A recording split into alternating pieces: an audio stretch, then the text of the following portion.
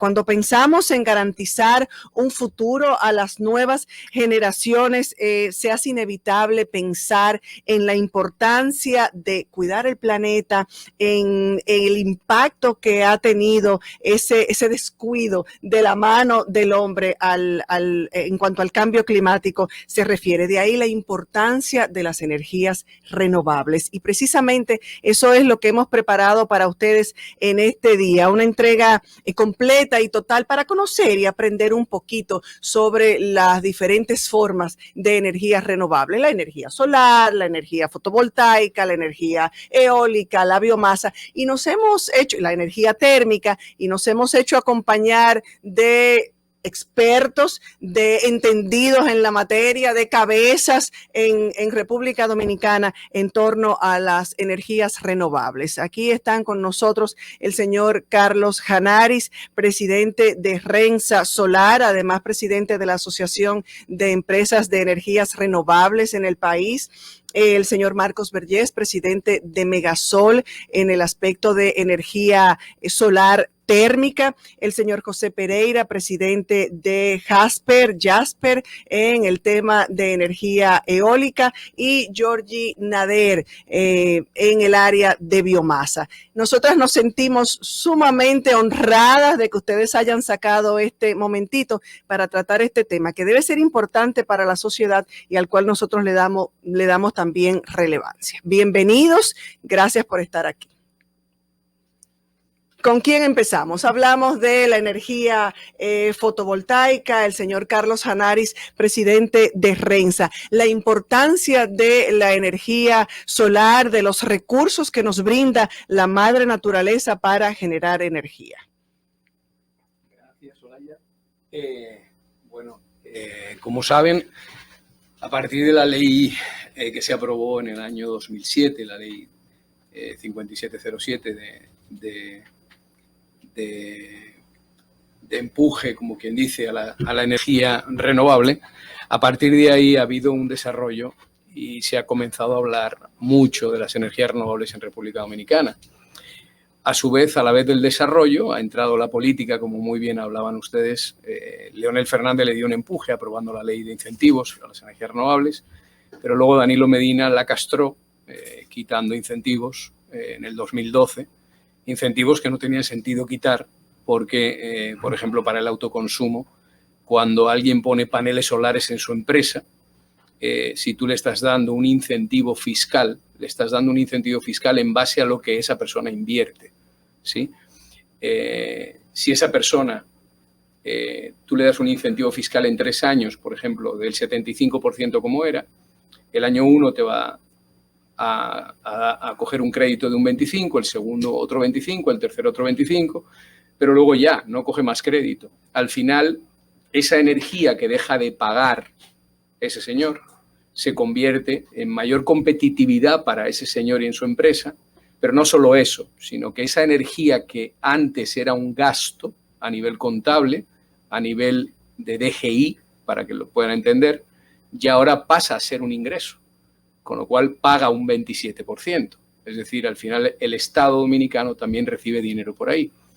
Hay mucho científico en los gobiernos pasados que, bueno, pues entendían que había que reducirlo o por otras razones, ¿no? Y nos tocó negociar eso en el Senado.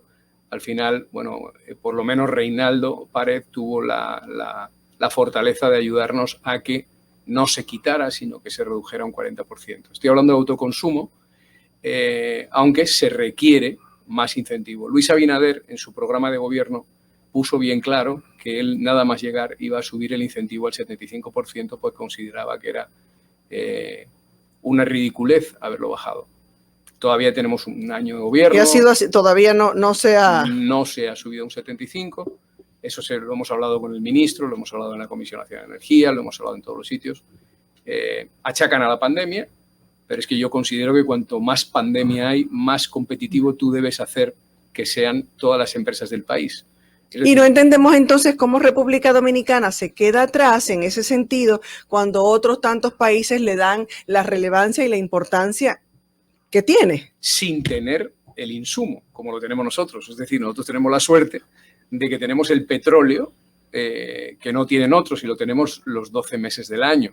Entonces, en otros países lo están promocionando agresivamente, dando incentivos agresivamente, y lo que tienen son 4 meses del año un poco intensivos que no llegan tampoco a la radiación que tenemos aquí. ¿En qué porcentaje estamos como país de personas que utilizan este tipo de energía como principal fuente? En casi nada. Aquí no hay ni 5.000 instalaciones, 6.000 instalaciones hechas.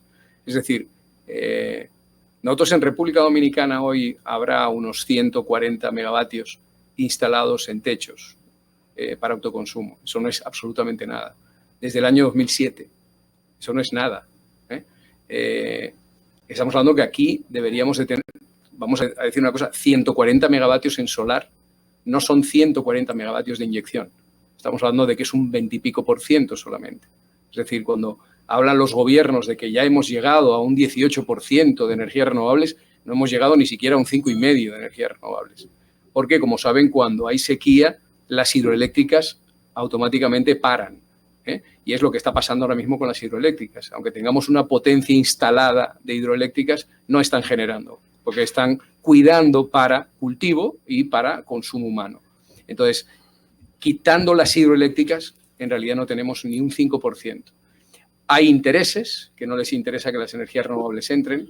Allá voy. ¿Por qué nosotros somos una isla? Estamos en pleno Caribe. Estamos en uno de los mismo países, trayecto del sol. Exacto. Uno de los países con capacidad para generar energía eléctrica a partir de energía solar durante todo el año. Así es. ¿Cuál ha sido el principal escollo para poder avanzar en ese sentido? ¿Qué sucede? ¿Qué pasa?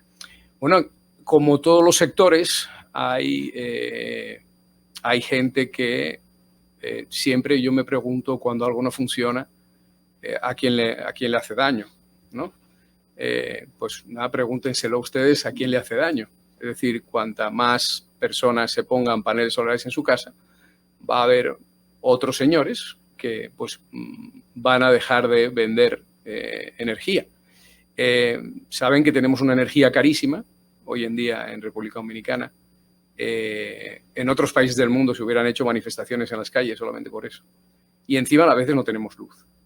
Entonces aquí nosotros en República Dominicana ahora mismo con energía solar podríamos resolver muchos problemas, muchísimos problemas. Pero todavía no ha habido ningún presidente, salvo Leonel en el 2007 que con muchas presiones aprobó la ley de incentivos. Danilo Medina jamás miró a las renovables, al contrario. Él abrió unas plantas de carbón en República Dominicana en medio de todas las discusiones mundiales del cambio climático. Bajo mucho cuestionamiento, claro. Era impresionante, ¿no?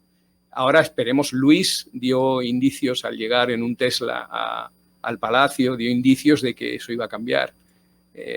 Lo que pasa que, como todo, a los gobiernos no se les tiene que oír. A los gobiernos se les tiene que ver y se tiene que ver los movimientos. Entonces nosotros estamos como asociación, tanto como asociación como empresa, estamos viendo los movimientos.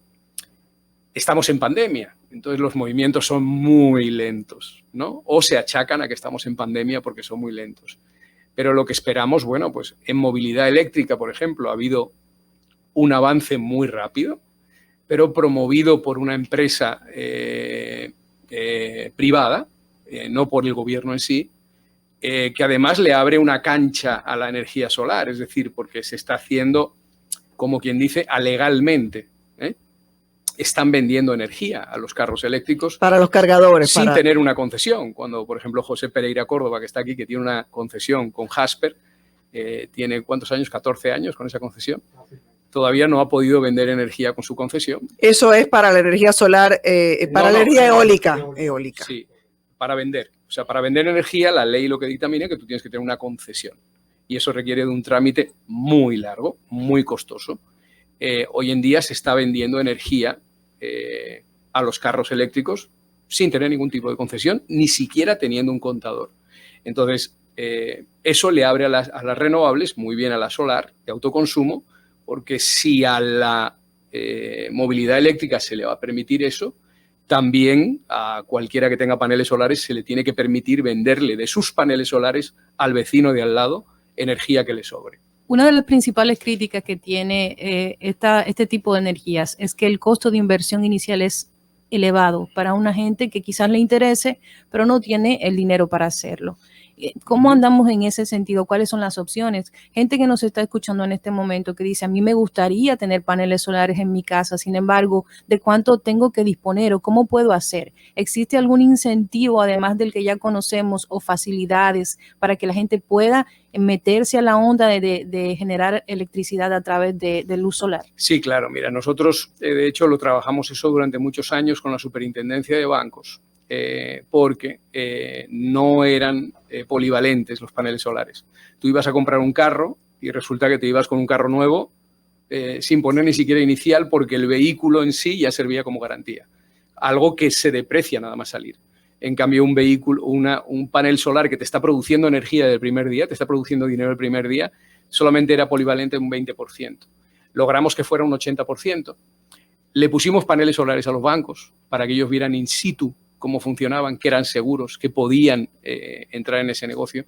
Y han sido muchos años, pero ya está muy maduro el mercado y todos los bancos del país financian al 100% los paneles solares de las viviendas, de los comercios y de las industrias.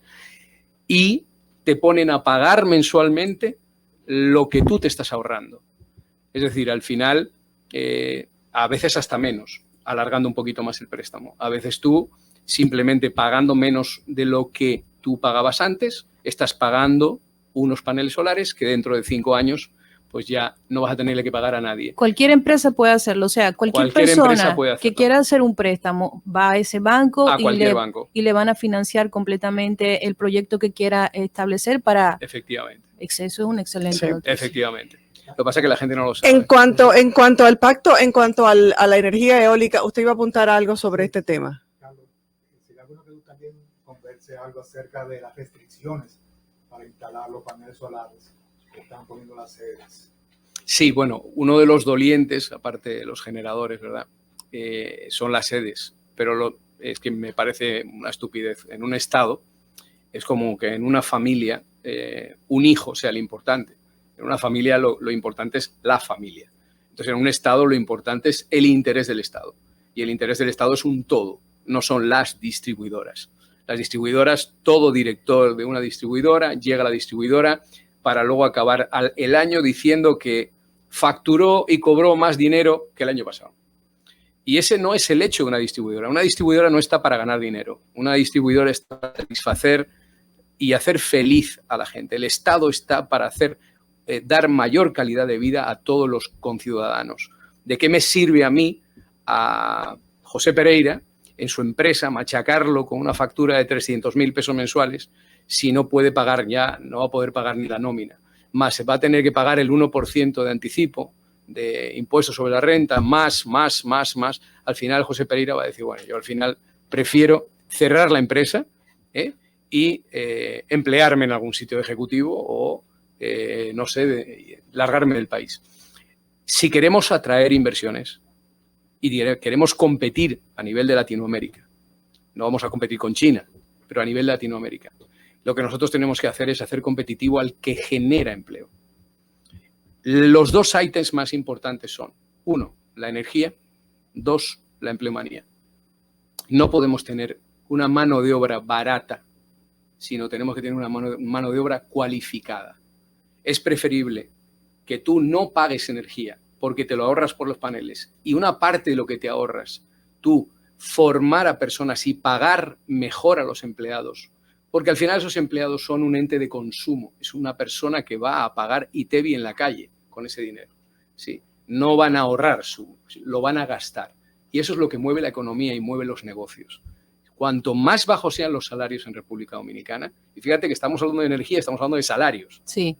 Pero es que los salarios te forzan a que los salarios sean bajos porque los costos que tienes de operación de energía son tan altos que de algún sitio tienes que bajar. En el producto que fabricas, por ejemplo, no puedes, porque entonces el material vale lo que vale, pero puedes bajarlo en la mano de obra, entonces lo que haces es sacrificar mano de obra. Por eso muchos están contratando haitianos que vienen sin papeles o con papeles porque cobran menos, tienen peor calidad de tal, y entonces al final están reduciendo de ahí. ¿Qué tenemos que hacer? Señores, tenemos el sol, que es gratis. Lo que tenemos que hacer es fomentar el sol, fomentar el sol. Una vez que fomentemos el sol, entonces ahí no te preocupes que cualquier persona que no paga luz, el que no pague luz en una industria, olvídate que tú le puedes obligar a que suba los salarios un 15%. Mire, yo le voy a dar a usted un incentivo del 75% de crédito fiscal por los paneles solares. Pero usted, una vez que haya amortizado los paneles, usted me sube el salario de todo el mundo un 20%. Y todo el mundo te va a decir que sí. ¿Qué va a ocurrir con ese 20%? Que ese 20% va a ir a la calle en consumo. Y ese incentivo que tú diste de más, tú lo vas a compensar. Lo que pasa es que lo vas a compensar eternamente, ¿sí? Y vas a crear mejor calidad de vida. O sea, yo creo que hay que pensar un poco no a 4 años, hay que pensar más a largo plazo. A mediano y largo plazo. Sí. Bueno, importante saber y conocer cómo anda nuestro país en torno al aspecto eólico y a los proyectos de energía eólica en nuestro país. A diferencia de Carlos, la parte eólica es para inyectar en la red del país, no para consumo privado, aunque hay generadores pequeños, pero generalmente no trabajan a baja altura. Las torres ahora se están construyendo tanto para el océano como para tierra, y en el océano acaba de salir una máquina de 20 megas, una máquina que tiene una altura de 150 metros a la altura del generador, y a la altura de la pala está subiendo a 200 metros de altura. 200 metros es un edificio de 75 pisos. Y en la tierra estamos ya con máquinas de 4 y 5 megas, cuando hace 20 años eran máquinas de 0.5 megas. O sea, se ha estado desarrollando la tecnología eólica bastante en el mundo, y en el país posiblemente nosotros, ojalá, poder instalar una máquina de 4 o 5 megas en el proyecto que estamos promocionando. ¿Hay algunos lugares específicos o algunas regiones específicas de República Dominicana donde haya las condiciones que se necesitan para la energía eólica, o sea, el viento? Se ha identificado algunas 4 o 5 regiones que son las que tienen mejores vientos. El viento en Dominicana no es de lo mejor. La velocidad anda por los 6.5 metros por segundo. En otros países, como en México, sobrepasa los 12 metros por segundo. O sea, el doble de lo que pudiésemos producir aquí. Pero aquí se han identificado regiones como la región de Puerto Plata, donde estamos nosotros, la región de Barahona, Pedernales y Montecristi. Principalmente son las 3 regiones donde se están produciendo los proyectos y donde se han dado las concesiones para instalar los proyectos. ¿Y cómo anda el país en ese tema de las concesiones? O sea, ¿qué se necesita para poder iniciar un proyecto de energía eólica? Se necesitan muchos años, muchos pares de zapatos, porque se van gastando a medida que uno visita a los funcionarios. Por ejemplo, en este gobierno yo estoy desde el principio del gobierno tratando de gestionar lo que se llama PPA, Power Purchase Agreement, o contrato de compra y venta de energía. Y todavía no hemos logrado conseguirlo. ¿Pero por qué dan tanta brega? ¿Qué es lo que se interpone en ese camino? Ellos dicen actualmente que se interpone la tarifa a pagar. La Comisión de Energía publicó hace unos meses una tarifa que ni siquiera cubre los gastos de la parte eólica. Por ejemplo, en el caso solar, un mega solar puede costar $1 millón. En el caso eólico cuestan $2 millones el mega. Y a ellos están pagando casi el doble que de nosotros. O sea, nosotros, más caro instalar un mega, nos pagan la mitad de la parte solar. Entonces hay una dicotomía en esa tarifa, que las 4 empresas que estamos para PPA, solamente estamos 4 empresas, no hemos negado a firmar ningún documento con esa tarifa. Yo la semana pasada entregué un expediente con 100 y pico de páginas con análisis financieros para que ellos se den cuenta que alguien está erróneo de la parte de ellos. Pero sucede que parece que también hay una parte legal que está obstruyendo el avance con los PPA. Anteriormente la CDE firmaba los PPA y ahora mismo no se sabe quién lo va a firmar. Ellos dicen que van a hacer las EDES en su consejo unificado. Las EDES no tienen la potestad. Entonces hay un ven para aquí, ven para allá de quién va a firmar los PPA. ¿Qué es un PPA? En términos sencillos para la gente que nos escucha, ¿en qué consiste y cuáles son los conceptos que intervienen ahí? El PPA es el acuerdo de compra y venta de energía entre una entidad pública o privada y el Estado dominicano. En el caso, por ejemplo, de Carlos, que habló de las instalaciones en techos, pues esas empresas lo instalan para su consumo propio y el exceso lo venden a la red a una EDES. Nosotros los de parques eólicos, la mayoría, el 99.9%, producimos para vender a la red nacional, al gobierno. Entonces tiene que haber un contrato entre el gobierno y el productor donde se nos asegure una tarifa y unas condiciones de pago. ¿Qué capacidad han podido, la tasa más alta de generación a través de energía eólica que le han podido vender a las... El precio. No, la capacidad instalada que tienen, o lo que han servido, la cantidad de energía que han servido. Los proyectos eólicos varían por el viento. No siempre hay viento, sino se aprovecha cuando hay viento y tiene la ventaja que la ley de renovables obliga a comprar desde que produce el viento, al igual que la solar.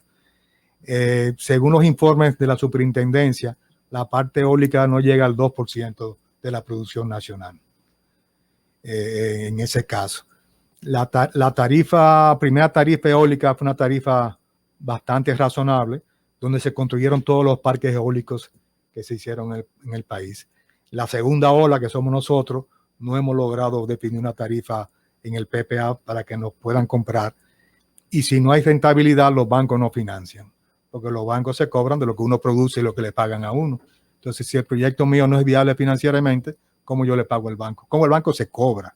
Entonces, ahí está la situación actual de que no se nos da un PPA porque la tarifa que ofrece no es la adecuada, creemos nosotros, para producir, ganar, porque esto es un negocio, esto no es una beneficencia, y poder repagar los préstamos millonarios. ¿Y cómo reducir los costos para que eso pueda ser una realidad? ¿Cómo la tarifa podría bajar para que el gobierno se siente a la mesa a negociar? La tarifa no se puede rebajar per se. Se analizan sus costos y los costos que dan, ese es el valor. Si uno quiere rebajar, por ejemplo, en la parte de construcción civil, cómo uno rebaja la fundación de una torre de ese tamaño en perjuicio de que se pueda caer con un viento, con un huracán. No hay forma de rebajar. Los fabricantes de generadores tienen su precio, la construcción tiene su precio, no hay forma de rebajar mucho. Se rebaja en la rentabilidad del productor. O sea, si la expectativa era un 12 y el gobierno quiere que uno tenga una expectativa de un 9% de rentabilidad, ahí está la baja. Entonces, ¿cuál es el atractivo de la energía eólica si tenemos este impasse en relación a lo que es el costo de lo que se sirve? El atractivo de la energía eólica, igual que la solar y otras energías, es que se produce sin petróleo. Se produce con lo que nosotros producimos, que es el sol, el viento, y ahí está el atractivo. Aparte de que son mucho más baratas que las térmicas. ¿Es toda aprovechable? ¿Toda la energía que viene del viento se aprovecha no, porque en un el viento, 100%? No, porque el viento tiene ciertas horas que sopla y las máquinas entran después de cierta velocidad.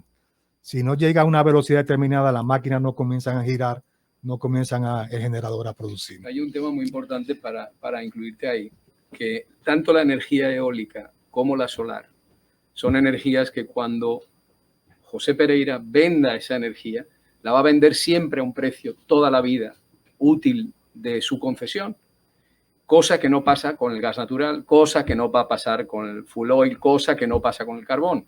Por ejemplo, el gas natural, para que sepan, aunque hasta el 2022 se ha firmado un contrato para República Dominicana y se tiene amarrado un precio barato, en este año, solamente en los 6 primeros meses, ha subido un 93% su precio. ¿Qué quiere decir eso? Que a ese camino, a partir del 2022, esperemos nosotros un gran susto si todo nuestro país está vinculado al gas natural. Porque parecía como que el fuel oil era lo más caro.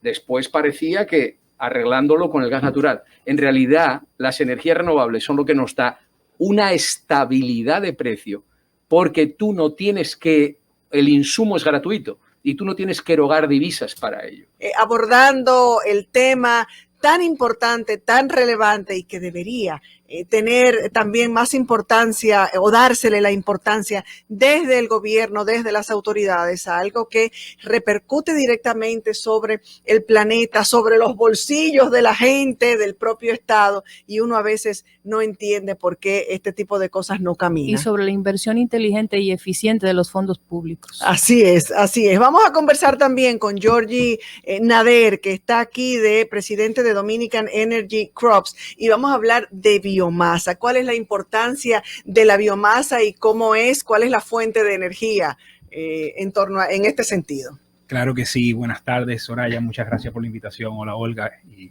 a ustedes que nos acompañan aquí hoy. Mira, la biomasa es básicamente cualquier materia orgánica que se puede utilizar como combustible y para producir energía o para producir vapor.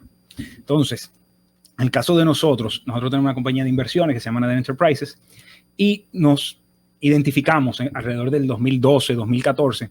Estábamos buscando dónde invertir en el sector de energías renovables. El sector de solar obviamente era bastante atractivo, pero vimos que no estaba haciendo nadie. O sea, que era algo donde nosotros podríamos tener un impacto positivo más allá de solamente crear y producir energía, digamos, renovable. Identificamos la biomasa porque había muchas industrias aquí en República Dominicana que utilizaban la biomasa como combustible para producir vapor, pero dependían de residuos de otras industrias. Entonces nosotros empezamos a buscar terreno donde podíamos desarrollar fincas energéticas. Y una finca energética, para quienes nos escuchan, son plantaciones, que hay distintos cultivos. En el caso de nosotros, y le cuento un poquito más para adelante, nosotros tenemos plantaciones de acacia, que es básicamente un producto maderable, donde se produce la biomasa, se puede producir la madera, se produce un carbón vegetal, las varas para la construcción, entre otros productos de allá de nuestras plantaciones forestales. Entonces, ahí en el 2014 empezamos a comprar terrenos ya con inventario, ya con plantaciones forestales, y a continuar dándole un manejo sostenible a estas plantaciones para abastecer el consumo de la demanda de biomasa de estas industrias, especialmente lo que es Gildan, Haynes y industrias textileras que la utilizan para producir vapor en sus procesos y que a su vez la hacen más competitiva y forman parte ya de índices en el Dow Jones, por ejemplo, de sostenibilidad, de energía renovable, etc. En eso identificamos y dijimos, bueno, ¿a cuántas biomasa, a cuánta tarea nosotros necesitamos, cuánta hectárea de tierra para poder abastecer una planta eléctrica de biomasa? Y ahí vino, así como contaba Carlos, que todos siempre necesitamos algún tipo de incentivo o que nos minimicen los escollos, digamos. ¿Y qué pasa? Que para llegar a tener una plantación forestal, que es a lo que nosotros nos dedicamos, para de allí entonces producir la biomasa, necesitamos una extensión de terreno entre 10 y 15 mil hectáreas.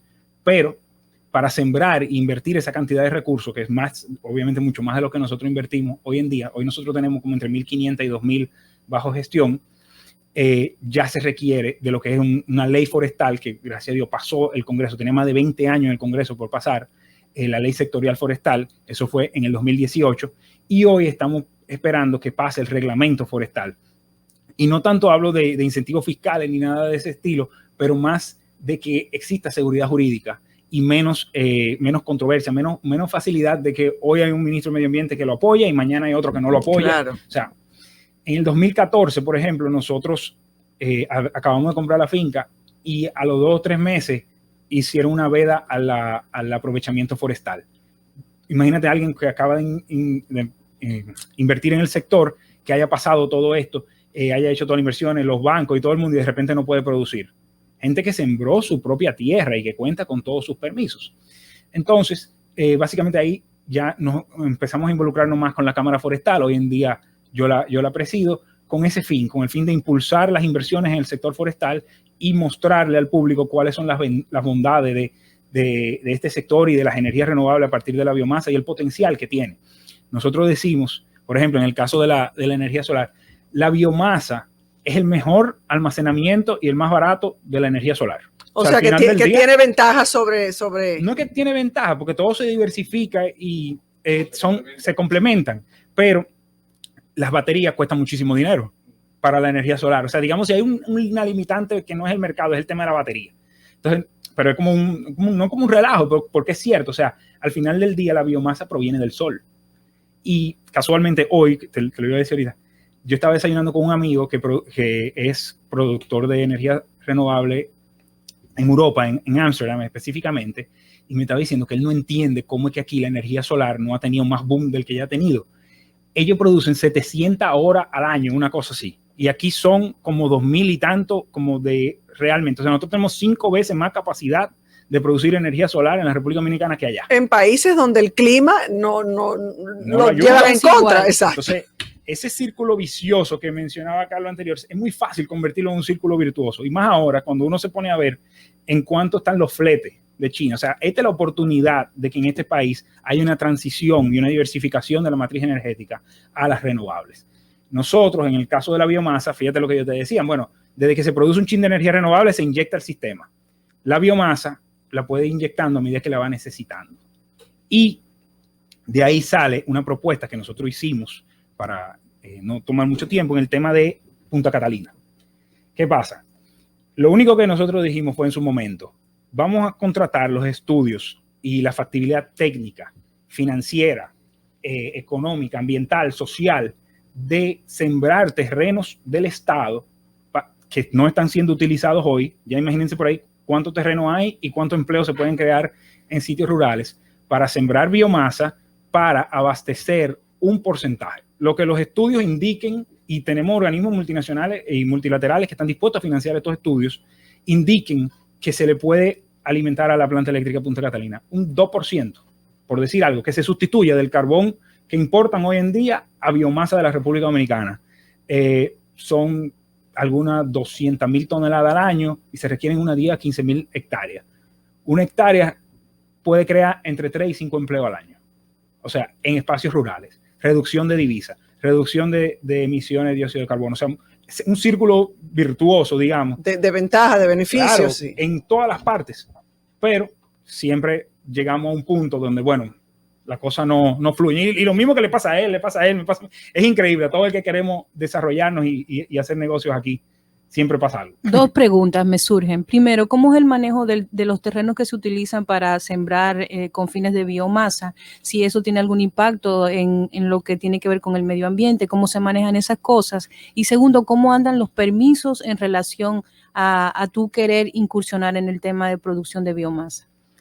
Te decía, hay biomasa, puede ser hasta la paja de arroz, puede ser el bagazo de caña de azúcar. Esos terrenos que se utilizan para temas agrícolas. Como arroz. Exacto, como el mismo arroz. Y que luego terminan siendo residuos de esos procesos, lo que se utiliza como biomasa, no hay que pedir permiso, o sea, simple y llanamente se siembra.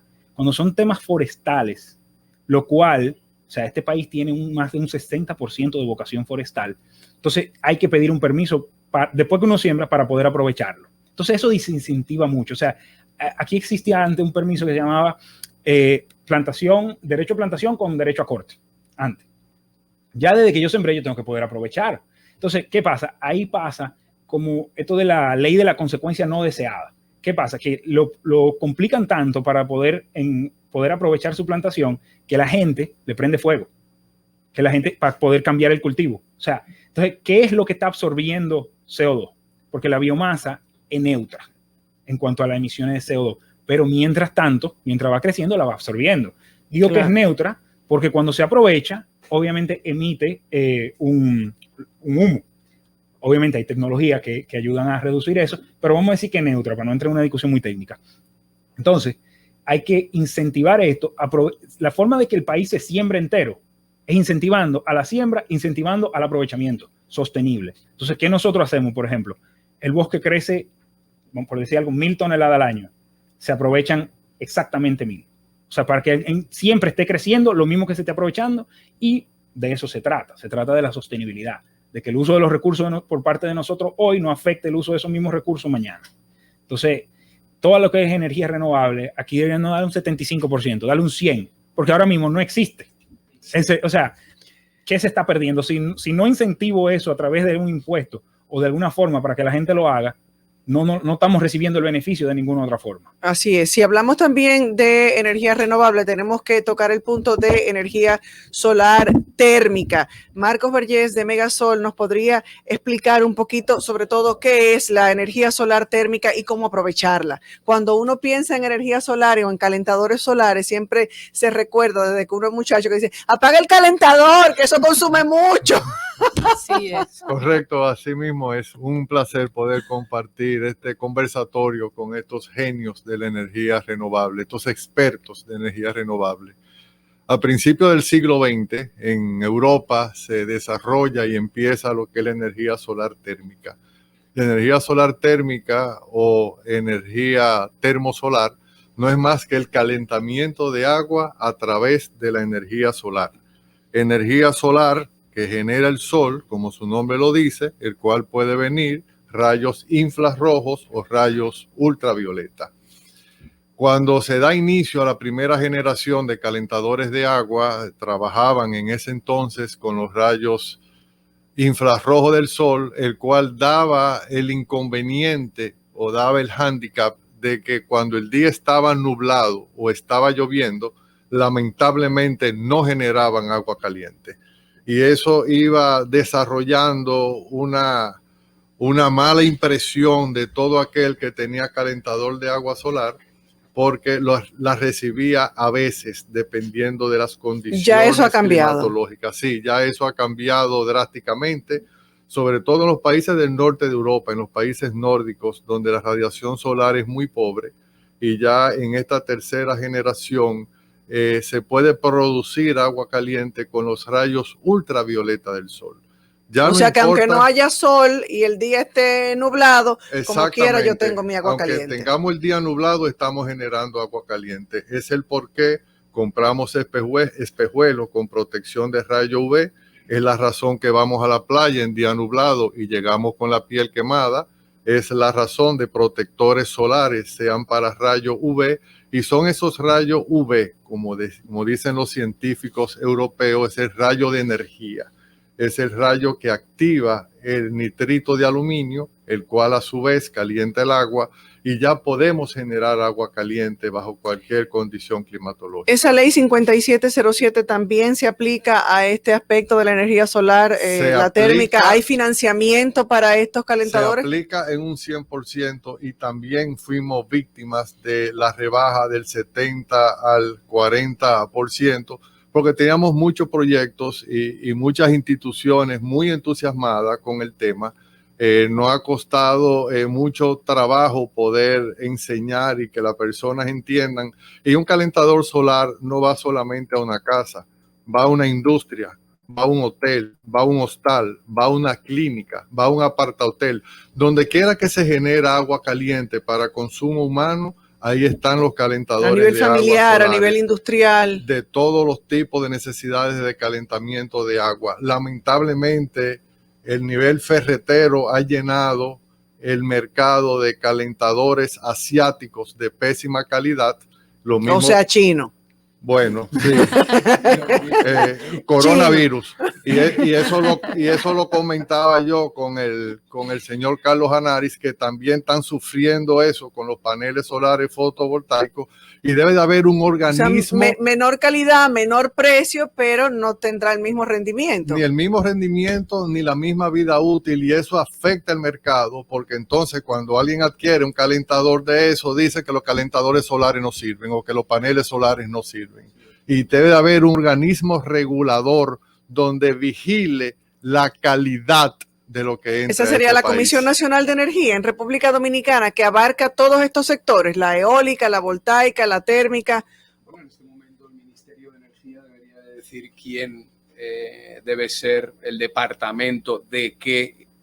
Porque ni siquiera se sabe eso, no, ni siquiera lo sabemos. No, pero aquí, entonces el sector está no aquí, mira, en China, huérfano. En China hay fábricas donde si tú quieres que pongan, hay fábricas donde si tú quieres que pongan la foto de Obama atrás y pongan Made in Obama, te lo ponen.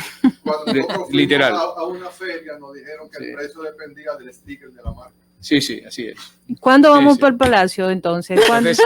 No, sea, vamos, no, a mí yo escucho todas estas exposiciones y me surge la pregunta, ¿hace falta una especie de unión entre los sectores para presionar un poquito en relación a algo que beneficia muchísimo, no solo al consumidor, sino a temas tan vitales como el tema del calentamiento global?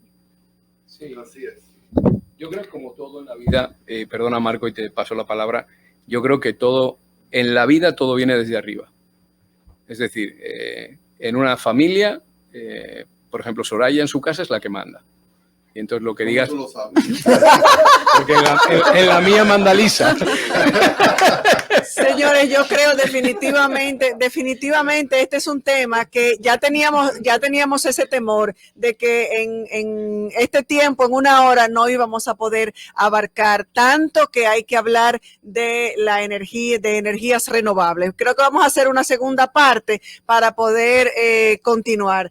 Se nos quedaron llamadas, personas que tenían inquietudes, así que se van con el compromiso de que van a tener que acompañarnos, porque allí en los controles yo creo que nos van a meter presos a toditos nosotros si no despedimos de inmediato. Es una lástima, pero ahí está el compromiso. ¿Acordaste cuando dijimos que tú eres la jefa de la casa? Eso no es justo. Nos queda mucho por conocer. Muchísimas gracias, Carlos Hanari, Georgie Nader, José Pereira, Marcos Vergés. Este es un tema que no pensamos soltar en qué pasa. Estaremos de la mano con ustedes para seguir informando y seguir orientando en torno al tema de las energías renovables en República Dominicana, que es una lástima que estén tan huérfanos ustedes y tan abandonados.